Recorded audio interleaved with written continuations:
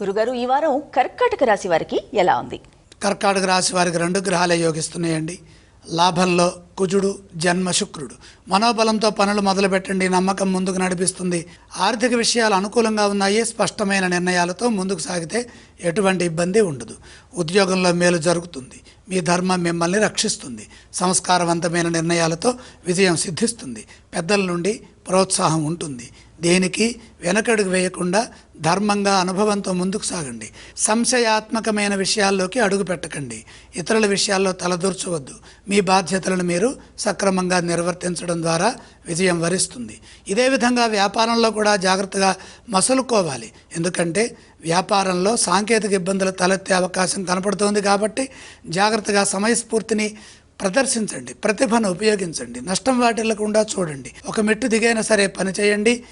సొంత నిర్ణయాలు మేలు చేస్తాయి. లేదా ఇంట్లో వారి సూచనలు తీసుకోండి. దగ్గర వారితో విభేదించవద్దు, విసుక్కోవద్దు.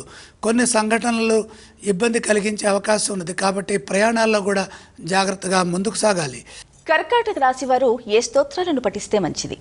సూర్య ధ్యానం మేలు చేస్తుంది. ఏ ఆలయాలను సందర్శించాలంటారు? సూర్య దర్శనం శుభప్రదం. ఎటువంటి దానాలు చేయాలంటారు? గోధుమలు దానంగా సమర్పించండి.